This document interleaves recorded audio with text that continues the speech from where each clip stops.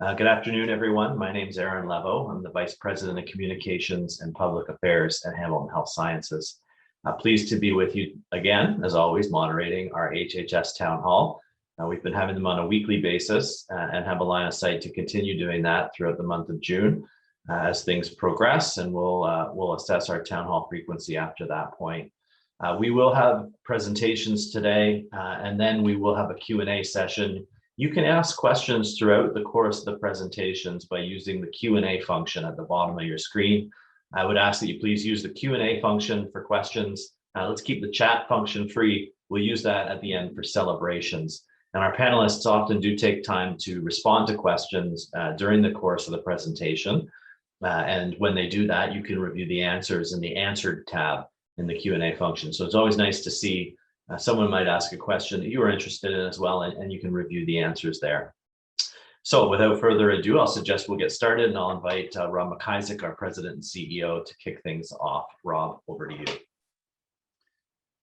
Thanks very much, Aaron. So hello, everyone, and thanks, as always, for joining today's session. This is National Indigenous History Month, and so it feels very appropriate to note that we are privileged to provide care on lands that Indigenous peoples have called home for thousands of years. We recognize and respect the presence and stewardship of all Indigenous peoples as keepers of this land. I know that the last week has been difficult for many, and in particular for members of our Indigenous and Muslim communities. As I expressed in my message to everyone earlier this week, I think it's crucial that we at Hamilton Health Sciences take action to eliminate prejudice in all its forms and against any portion of our society. Violence and hatred have no place in our community, and that's especially so in our hospital. And we know that devastation can occur when hatred and prejudice, if left unchecked, are allowed to grow. So as members of the HHS team and as members of this community, we all have work to do to make sure that we are not defined by these horrific events, but that instead we're defined by our shared values of respect and caring. We can begin to live this by supporting and being kind to each other in terms of our own team here at Hamilton Health Sciences. And so I would say, to those within our hospital community, if you're struggling, please reach out to someone you trust, or please use the resources available through the Employee Assistance Program. If you're someone who sees someone struggling, I'd encourage you to reach out to them and be kind. More broadly, I would say as an organization, definitely incumbent on us to learn, to listen, and ultimately to act. Our Equity, Diversity, and Inclusion Task Force is charged with providing HHS with advice on how to sustain our efforts to be more equitable, to be more inclusive, and to embrace diversity. Our goal is to ensure that everyone who is touched by HHS in some way, that those people all feel welcomed and respected and safe, and that they feel like they belong. So I really want us to lead by example and to inspire a better world. So let's think a little bit about the rest of the agenda today. Today and next week, in addition to our regular agenda, we set aside time for learning and reflection in recognition of both National Indigenous History Month, which I mentioned off the top, but also Pride Month. Our focus today is on Pride Month, and we have a guest speaker, Nate Sarosky, who is a child life specialist at McMaster Children's Hospital. So I'm delighted that Nate is here, and you'll hear from him in just a few minutes. Next week's town hall will include a speaker in recognition of Indigenous Peoples Day, which occurs on June 21st. Information and learning opportunities are also available through the HHS Human Rights and Inclusion Team and the Center for People Development. So I would just encourage everybody to see the hub for details around those opportunities. Before I hand it back to Aaron and the rest of the panel, as always, I want to thank everybody for their ongoing efforts around managing the pandemic.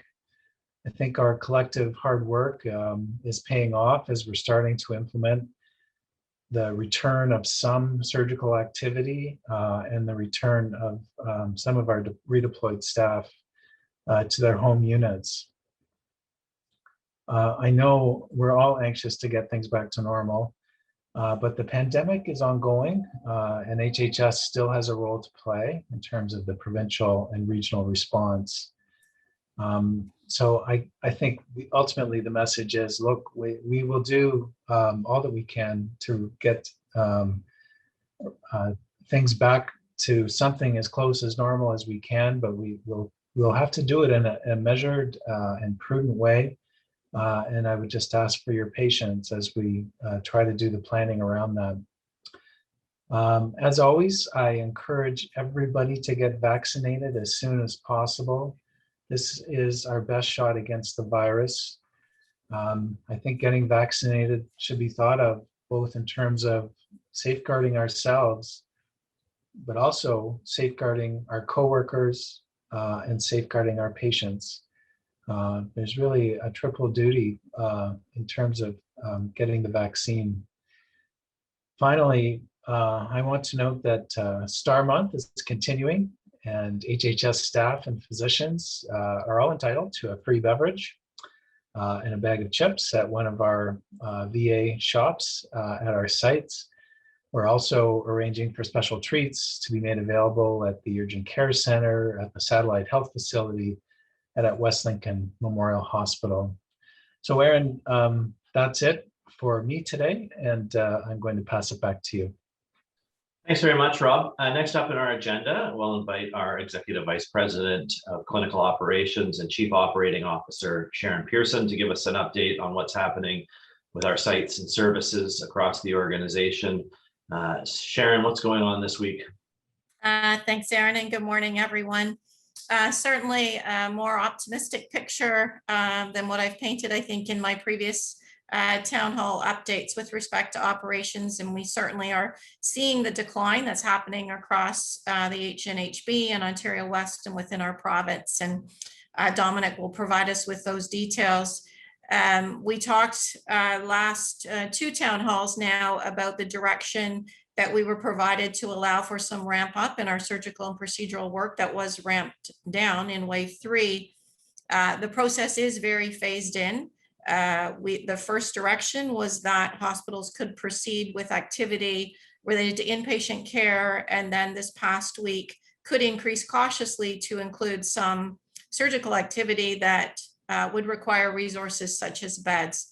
So we are following that direction. We are using our HHS ethical framework to help guide us in our decision making about the ramping up of which services and which timing, along with decisions around our deployment considerations. And of course, patient safety and clinical need is always our utmost priority. We have a number of priorities to balance.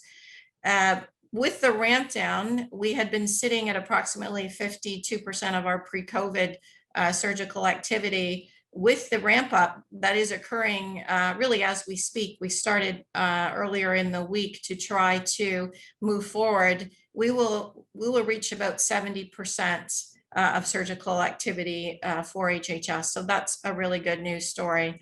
And lots of planning is in progress to get us back to 100% across all of our sites, along with the procedural activity that has also been impacted, like endoscopy, HIU activity, etc. And the next slide.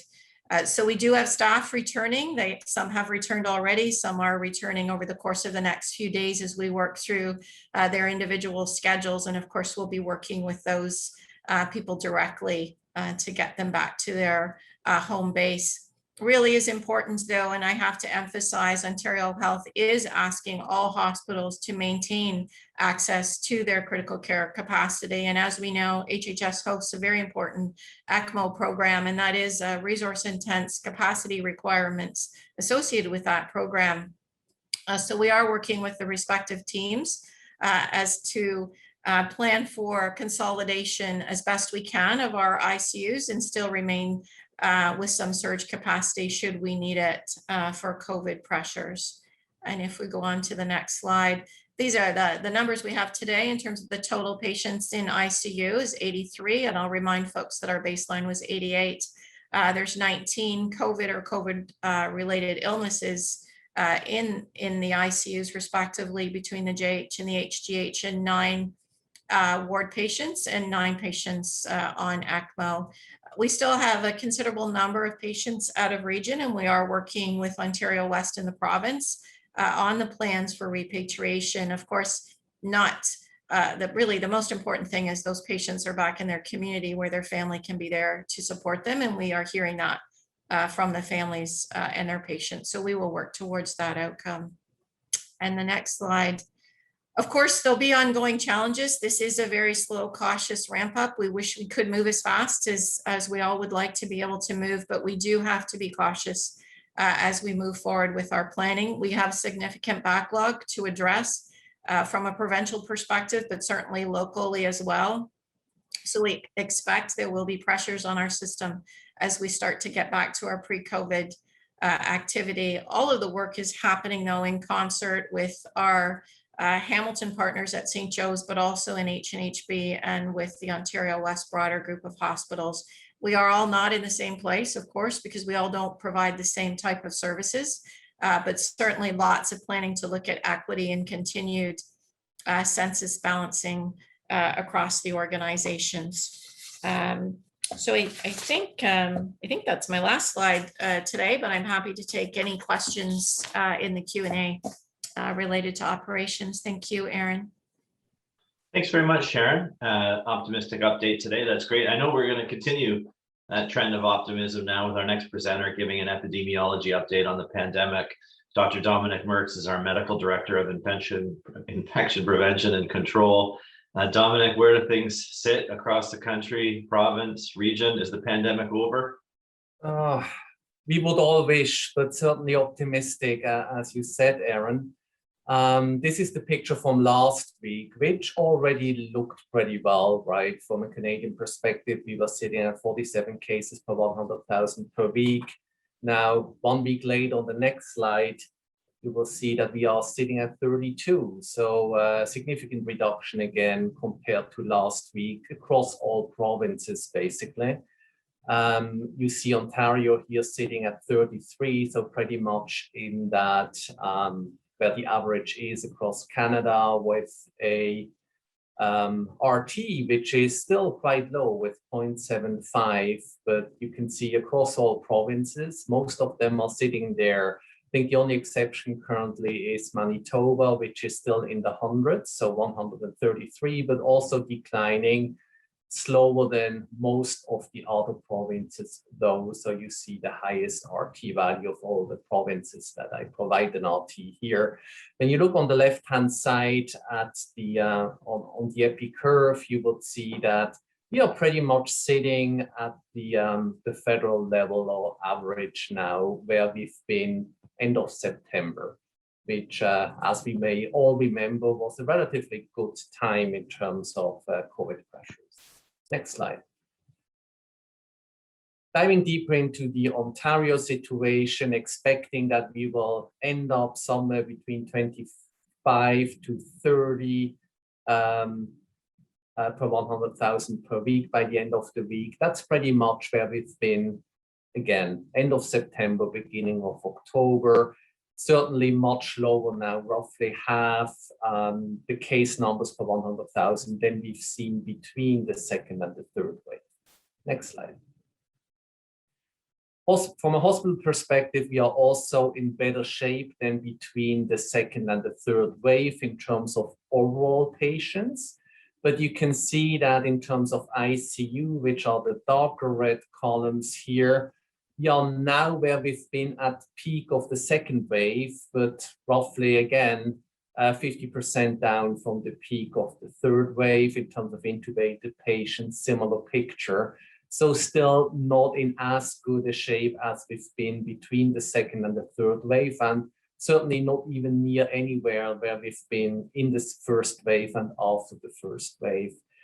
We are now comparable to end of November in terms of total hospital admissions, but as I said, still much higher in terms of ICU needs.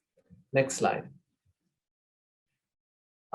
This is the Ontario modeling from April 29. There will be a new set of models coming out today, which will then take the Delta VOC into account as well. But you can see here, compared to April 29, we pretty much followed that best case scenario and are currently in a better shape than what was predicted back then. On the next slide, you see the more recent modeling from May 20th, again, outperforming the best case scenario here very significantly when you look where we are currently sitting at. As I said, new modeling is expected to come out later today.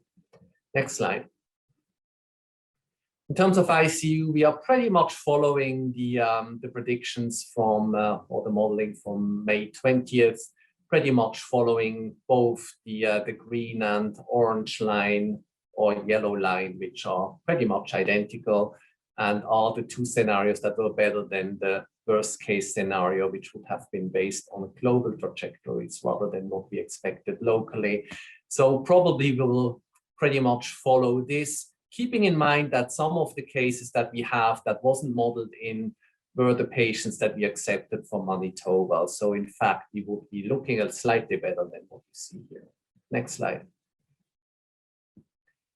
Here you can see the Hamilton view. Again, we had another hump, as you can see, last week, where the decline was put on hold for a few days, but now declining again. Again, good numbers today. So certainly on the right track here to get lower than where we currently are at. We are pretty much sitting where we had been at the lowest point between the second and the third wave at this point of time, and comparable to end of October, looking at our numbers here. Next slide. Looking at this, I haven't shown this for a while. So this is the cases per 100,000 per week, only showing you the community cases, so the unlinked cases, which are the best representation of the risk of a random person who doesn't have a known exposure, wasn't part of an outbreak, doesn't have a family member at home with COVID-19, what that person's risk roughly would be. And we have set the threshold there between low epi and non-low epi, as you may remember from fall last year, at 20. And once we crossed that or got close to that, towards the end of last year, we switched to the non-low epi policies. We dipped between the second and the third wave, clearly below that threshold, but we decided not to change the policies because we expected the third wave to come. This time around, we are again as low as we've been between that second and third wave, comparable to where we've been beginning of November. So we are now, next slide please, in a stepwise or staggered approach, returning to those low epidemiology protocols. The first will be the visitor policy, and you will see communication around this over the next couple of days. We are aligning this more or less with the reopening of the economy starting tomorrow. We're planning to make the changes to the visitor policy only after the weekend to avoid a policy change over the weekend. We already stopped asymptomatic testing for oncology patients. St. Joe's is stopping it for dialysis patients. The next step, if things remain stable over the coming 2 weeks of reopening, then as the next step, the pre-procedural testing will be discontinued as well, but for now we will continue. And along with that, the definition of negligible risk will change as well. But again, details will follow in the memos that will be sent out once we are there. For now, the immediate change or the change in the next few days will be the visitor policy only, with the rest to follow in a couple of weeks, presumably, if things continue on the current trajectory. Next slide. Here again, the hospital data for Hamilton. We are lacking a little bit behind here. As you can see, we have similar numbers still in the hospital as we had back in mid-December. And in terms of ICU, again, similar to where we've been at the peak of the second wave, and roughly at the third of where we've been during the peak of the third wave. So things have significantly improved as well, but not quite where we would like it to be at this point of time. Next slide. I've shown you this roadmap before with the expectation of 60% of adults with one dose. As for the first step of reopening, we've achieved this more than 2 weeks ago. As you know, we are currently sitting at province-wide 72.8%. Well, that was as per yesterday. So again, higher in the meantime, and close to 11% fully vaccinated. Hamilton a little bit behind with just above 70% of adult population with at least one dose, and close to 10% with a second dose. And in particular, the second dose will now start to increase very significantly over the coming weeks. And we should be easily achieving those 70% with one dose and 20% fully vaccinated by July 2nd, which would be the first potential date where the province may move into the second step of reopening. Next slide. How do we compare internationally? And I've shown this before as well. Again, this is all data now. Probably today we will have a higher proportion of our population vaccinated once than Israel. So taking the leads there compared to those countries listed here. But again, this curve will probably start to flatten. Hopefully we can get up to 80, maybe even 90%, but probably the increase will slow down now once we get into the more vaccine hesitant population. Next slide. Where we are lagging behind, obviously, still are the second doses here compared to Israel, United States, and United Kingdom. United Kingdom, which will soon be more vaccinated than the United States. But you can see that significant change in slope of the second dose in Canada, and that will become even steeper once we move more and more from the first vaccine to the second vaccine, and with more supply coming. So in a month from now, this will look very, very different, and we should be close or maybe in the range of where the United States and the United Kingdom currently are at. Next slide.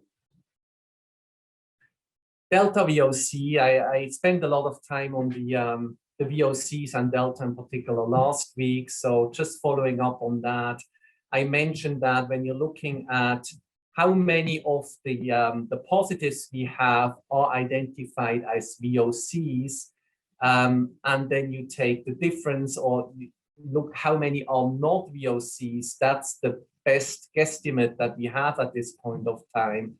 How many of the cases may actually be Delta VOCs, which we don't pick up with the VOC testing and only pick up with the sequencing.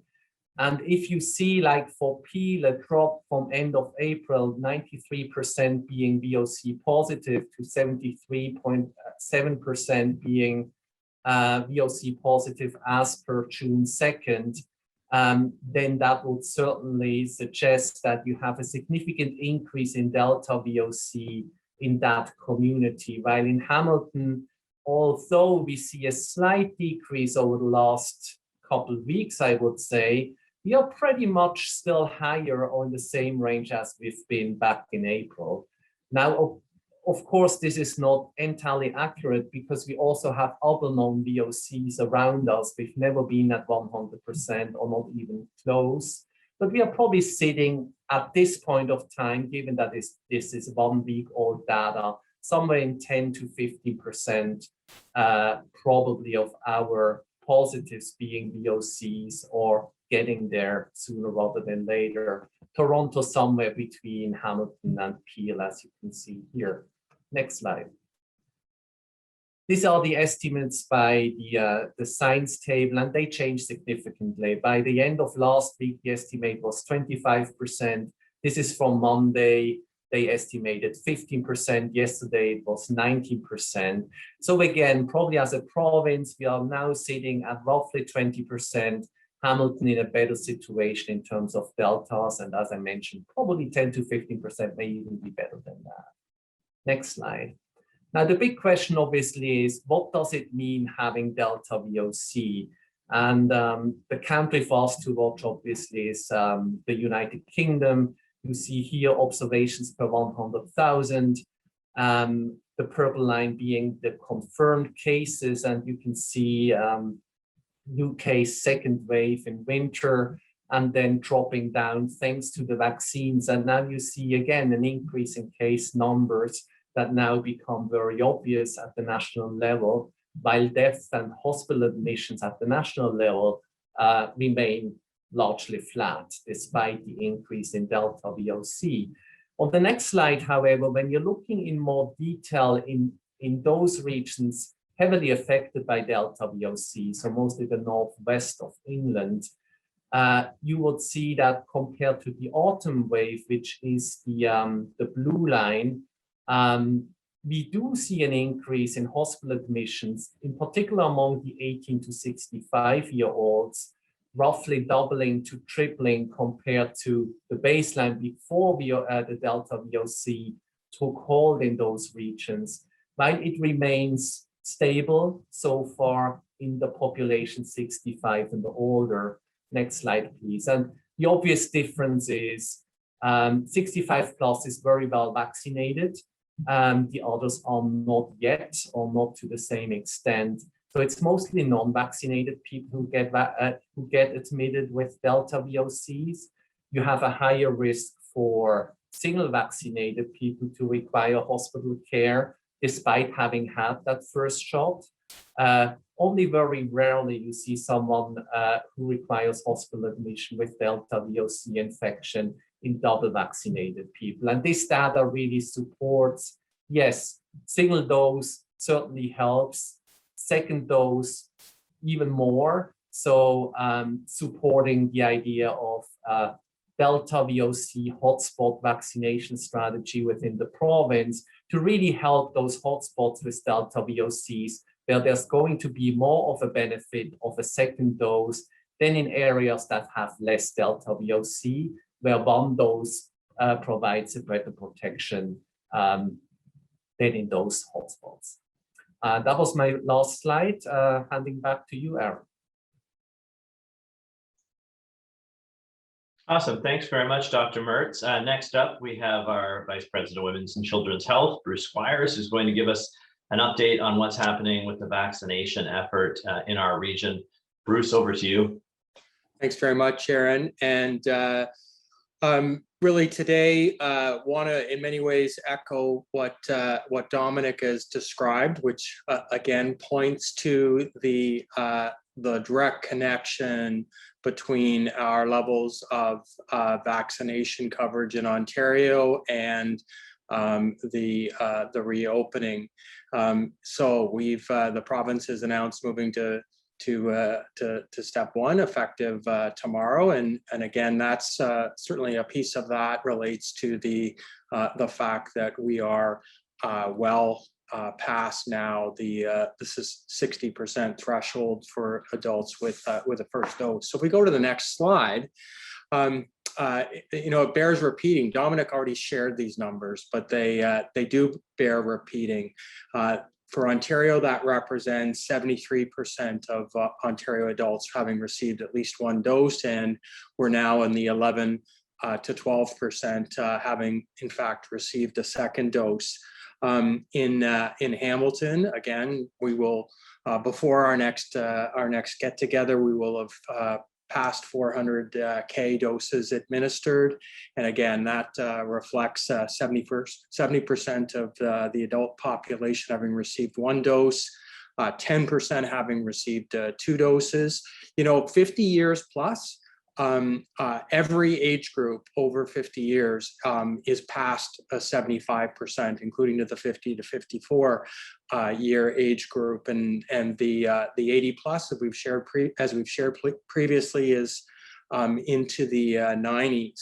I can even report that for the youth age group, 12 to 17, we have more than 35–40% who have already received the first dose. And if you count those who have now booked an appointment, we're approaching, or may today have passed 60%. And that's today on the 10th, so only 10 days into the originally planned strategy for youth. So we're definitely, the numbers are moving well, and that, as I've shared previously, is reflective of a good consistency of supply. The one new thing if we can go back for one more second here. Thanks very much, Les.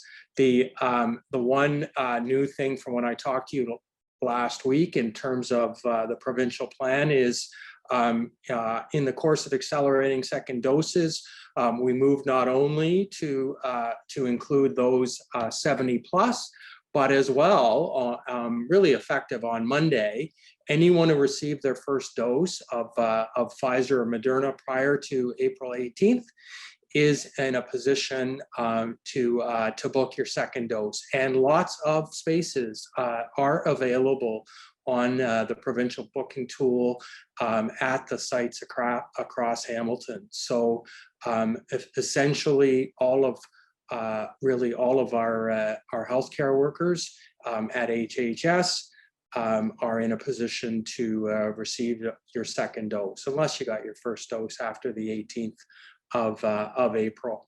And again, I spoke to you last week, so I won't go into details around the fact that we now have a process to permit, in essence, the mixing of doses. So if your first dose was AstraZeneca, then you can, at the 12-week interval, receive an mRNA if you so choose.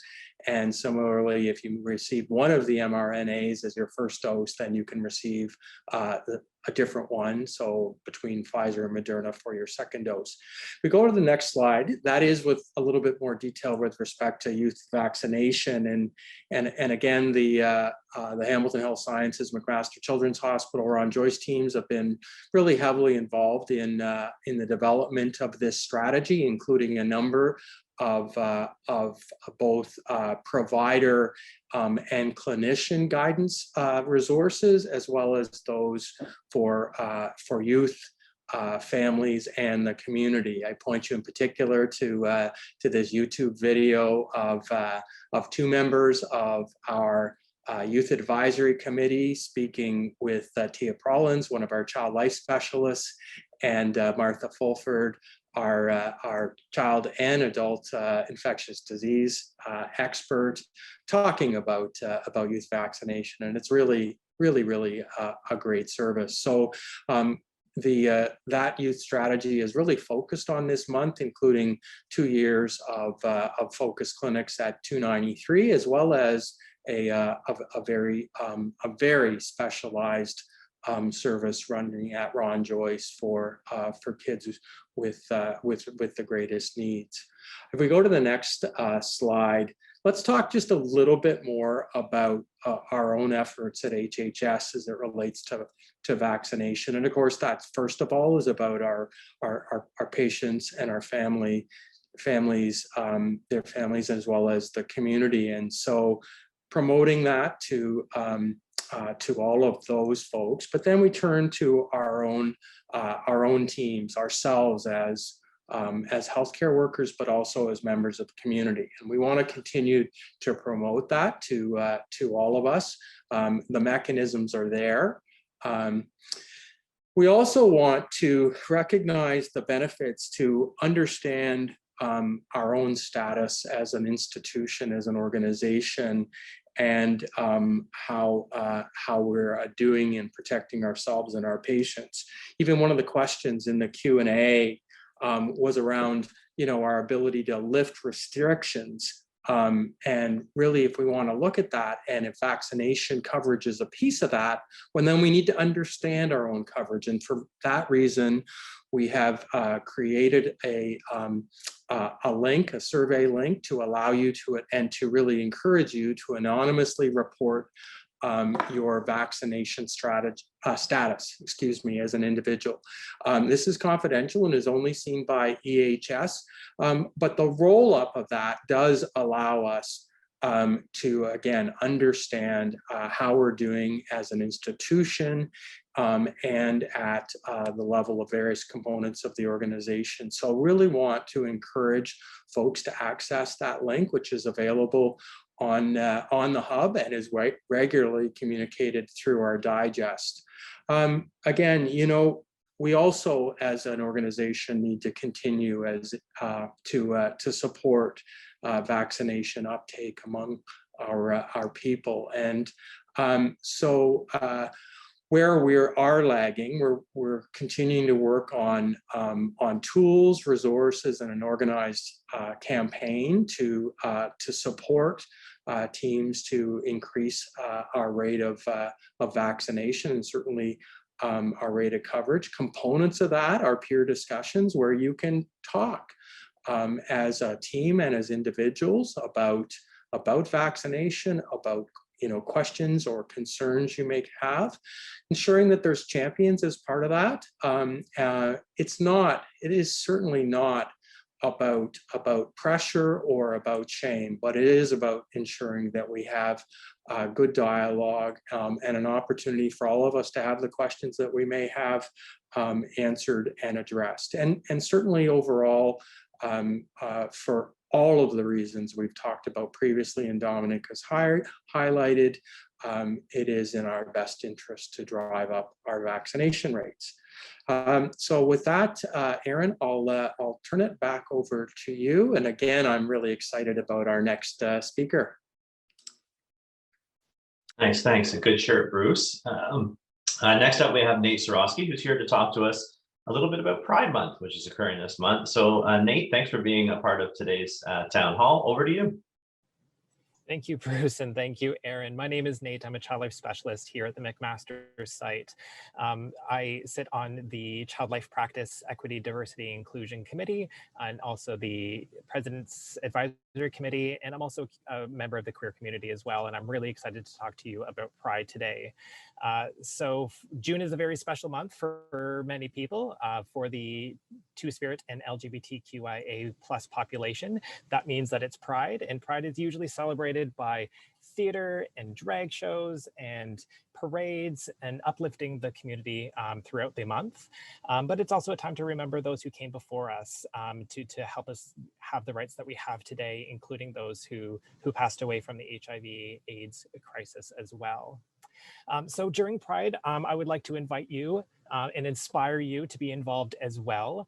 Hopefully some of the topics will be inspiring for you to add one new thing to your practice, or learn something about the community, or involve yourself in some sort of media that you may not have before. So let's jump in. If history is the thing that really inspires you, then I'll get you to look on the left-hand side. I'll take you back to June 1969 in New York City. That's for the Stonewall riots.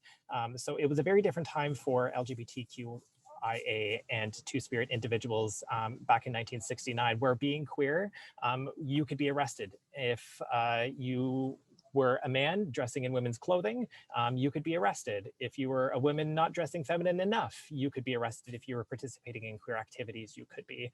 So these raids in bars and bathhouses were very common. And it was under the leadership of Martha P. Johnson, who was a trans woman of color. And trans people and also people of color made a significant impact to advocating for the rights that we have today, stood up against the police riots and started the movement both in the United States and then later in Canada as well. Moving along with history, other really important is in 2005. Now I was in school at the time, but it allowed me to be aspired to marry my husband, as federal legislation allowed us to do so.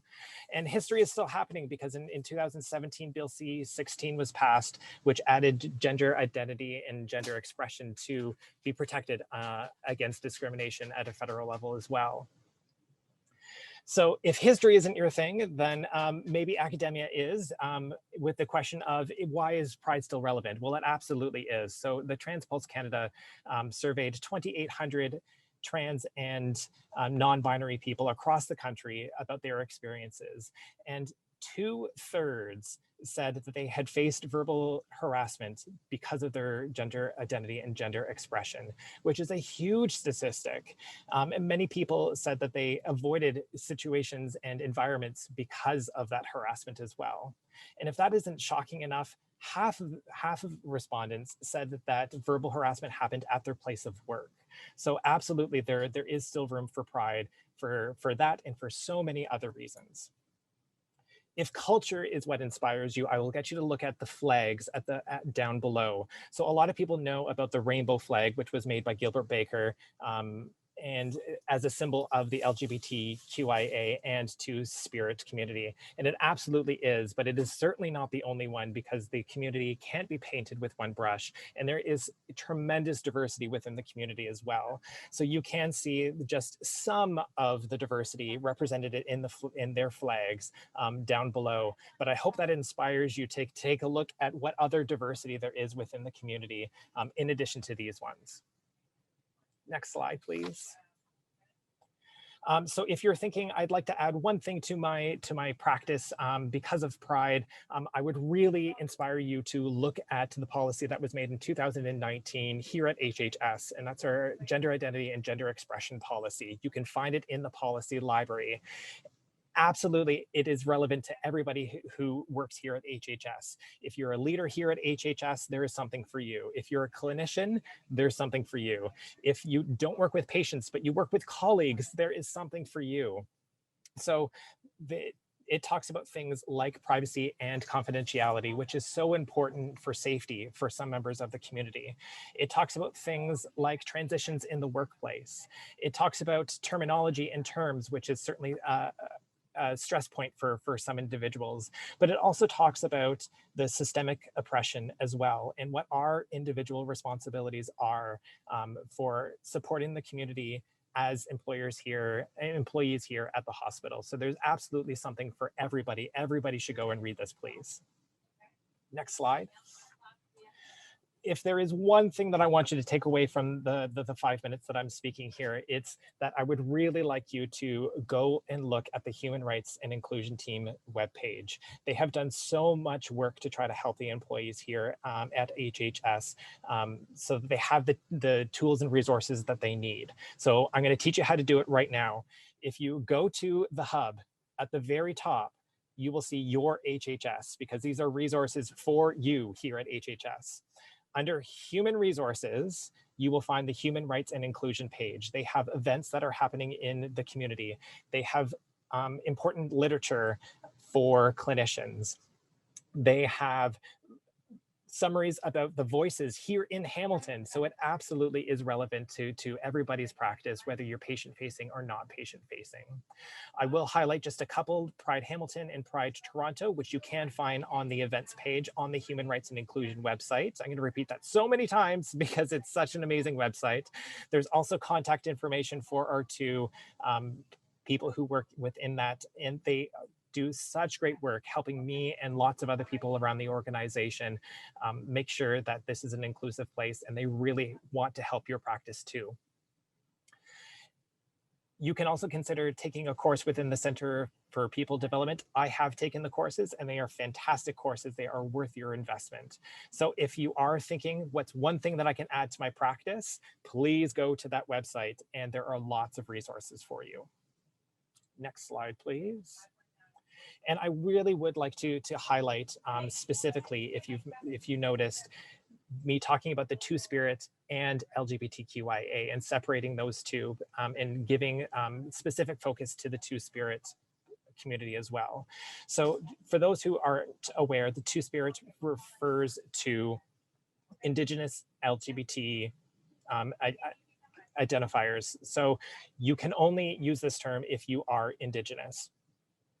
Using Western understanding of this, it could refer to somebody's gender expression. It could refer to somebody's gender identity. It could represent their sexual orientation. It could represent all of those things or just one of those things. Before colonization, Two-Spirit people had a significant role in the land that we call Canada today. And that has certainly changed because of colonialization. So talking about the Two-Spirit population specifically away from the LGBTQIA is a way to have a decolonized view and attention. And also because it's also National Indigenous Month as well, to give it the proper attention that it needs too. So I hope that some of this information has been inspiring for you to add something to your practice, to learn something new, to lean in with me, and wanted to wish everybody that's listening happy Pride. Thank you so much. I'll give it back to you, Aaron. Thanks very much, Nate. Really, really insightful stuff there. Some important information for everybody. Appreciate you being a part of the town hall today to give it, and a happy Pride back to you. Our panelists have been really busy in the background responding to questions in the Q&A forum. You can answer, or so you can review their answers in the Answered tab that's available there. Like honestly, I can't underscore how thoughtful the responses are to questions and how much effort it takes from this group to do that. But it's so worth it because the information every week just keeps getting better and better. And I know people value it a great deal. There's a couple embedded in, and look, we're going to have a Q&A session. If you still haven't asked your question, you can type it in the Q&A forum and we'll ask it for you, or one of our panelists will respond. If you want to ask a question live, you can also raise your hand in the participants function and we'll call on you to ask your question live. But I do want to, there was one in there and Bruce mentioned it, and Dr. Mertz, I want to pose the question to you. I know you answered a couple times in the forum today, was around as more and more people start to receive their second dose of vaccine, there's sort of this response that we want to see some of the public health restrictions lifted or maybe adapted for people that have both doses. How should we be thinking about this as this starts to roll out and more people are vaccinated? What can we do? What can we change? What can't we? What do you think we'll see? Yeah, I mean, there were a couple of questions around when are we releasing as a hospital some of those requirements in terms of distancing, eye protection, masking as well. And it's sort of out of our hands at this point because it is an expectation from at the provincial level, mostly from the Ministry of Labour, that all of those measures have to be in place in any setting, community, any business sector, and this includes acute care. So there's discussions happening between IPAC professionals, Ministry of Labour, to work towards that. But the issue is at this point, none of those provincial guidelines discriminate between fully vaccinated and not fully vaccinated individuals. We should get there in my mind, in particular in a healthcare setting where we should, in my mind, have 100% of healthcare workers fully vaccinated. That should have major implication on what's required in terms of distancing, eye protection, masking, and other rules. We are not there yet. I hope we get there over the next few months. For now, just get vaccinated. I would like to have our healthcare workers vaccinated as close to 100% as possible. Great message for sure. Get the shot. Get 2 shots. So another question I had, I know I've answered this question for a few members of the public, and Sharon Pearson, I wanted to put this question perhaps to you. You know, we've talked about this we're still maintaining a position of a number of ICU beds required. Our critical care capacity remains, you know, as Dominic pointed out, at the same peak we had in the second wave. And some of that now is for this ECMO procedure. Can you just give us a sense of, not everyone's, I think, is familiar, how much staff resourcing in addition to normal staffing does it take to serve an ECMO patient versus a normal COVID positive patient in the ICU? Yeah, for sure, Aaron. And they are the most intensive critically ill patients that we'll care for in our ICU. So, a key provider in the care of an ECMO patient is, of course, perfusionists. And they are a staff that are in a finite number and have had to expand their skill set over a number of patients through COVID. What we have attempted to do is augment the perfusionist group by continuing to train our critical care nurses to support in that care, and along have had the support of our cardiac anesthetists and intensivists as well. So we've tried to create a different model for the ECMO population. Each of those patients would require their own nurse. And just for those that might not be familiar, in order to provide a nurse around the clock, that's over 4 nurses. When you think about care 24 hours a day, 365 days a year. So if we think about that number and we say in ICU, we're going to have 10 more beds and we need that number of nurses for every bed, that quickly adds up into the number of resources that we need to care for these very sick individuals. Yeah, very, very much. Thank you for that. Thank you for the explanation. I also want to point out the question, maybe Kelly Campbell, I can call on you for this one. We didn't have a pointed update today about our mobile health unit. The mobile health unit remains in place. Can you give us an update on what the fate of the MHU is at this moment in time? Yeah, so I think you said it well, Aaron. It remains on standby. Yeah. And we'll see if we need it. And there is no other plans at this point. And just to remind our audience, like that is not, we can't put ICU patients in there. We can't transition our COVID patients out of the hospital into there. It has a very specific use. Yeah, that's correct, Aaron. It's for a specific population, obviously, given the nature of the tent itself. We are restricted in the types of patients that we could put in there. But, at this point, it does not look like we're going to need the MHU, but we would need provincial authority to take it down. So it's not our decision to make. Yeah. So for sure, watching, as Dominic pointed out about the Delta variant, seeing what goes on, this is all unprecedented for all of us. So we'll maintain that position of support and see what comes. All right, well, I know we've burned through a lot of questions. We have 5 minutes left. I can see that there's some being responded to right now. I'm going to transition out of questions and into the celebrations. Would like to just point out, though, that if you had a question that didn't get answered, we'll try and get you an answer either by email or on the hub. If you would like to pose a question in advance of the town hall next week, you can do so using hhsnews@hhsc.ca, the email address that's on your screen. Always welcome suggestions too for guests or topics you'd like to hear about at our town halls. So thanks everyone and to our panelists for that. So now we'll move to celebrations, which is a similar format, except we're going to use the chat function.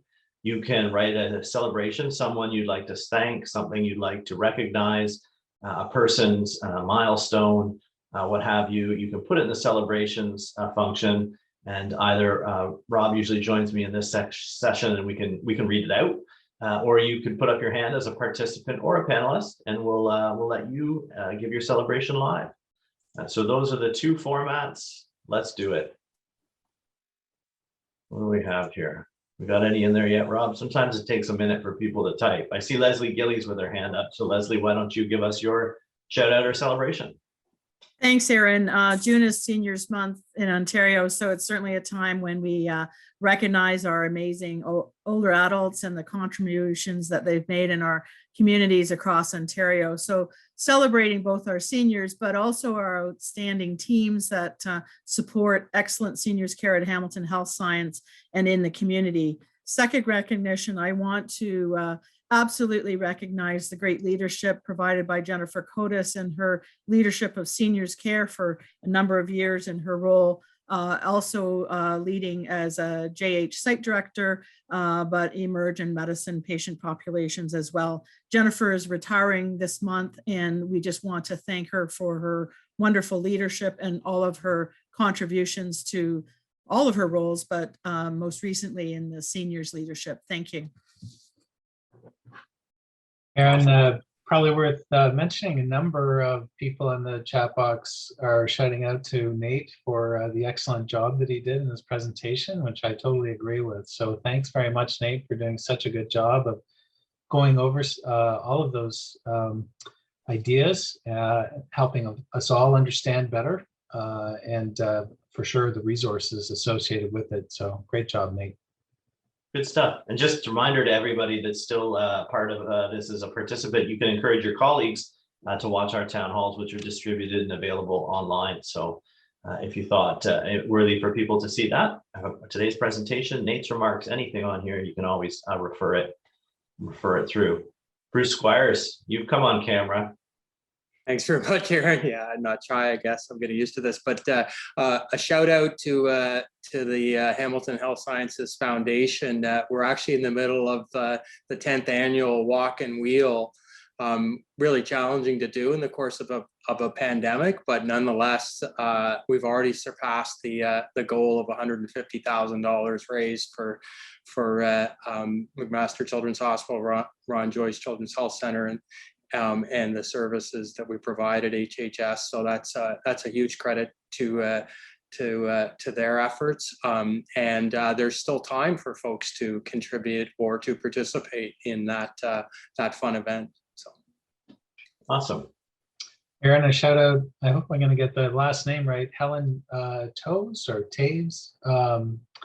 Thank you to the dietitians and the teams they work in at HHS for another successful year of training dietetic students.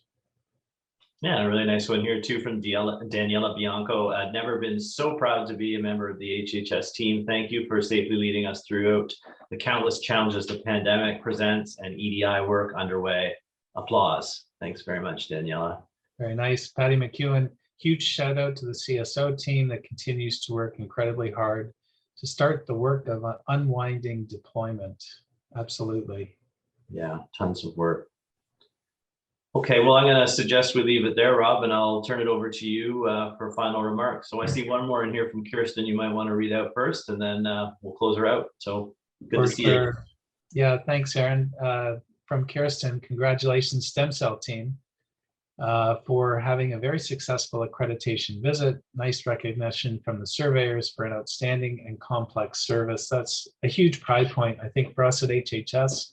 We're one of very few hospitals in Canada that are offering the breadth of treatment in stem cell that we do. So great work on the accreditation. Well, I think there's so much cause for optimism at the moment. Looking at the numbers broadly, everything's going in the right direction. So I think we can all feel really good about that. While the cases are dropping dramatically, I think for us, the challenge continues to be sort of as Sharon was outlining, that our ICU numbers are not dropping nearly as quickly as the case numbers are dropping. And so we'll continue to keep those patients, but it will have some impacts on our ability to ramp up as quickly as many would like. Nonetheless, I think a great news story today, and thanks to all for being here. Really appreciate it. We'll see you all next week.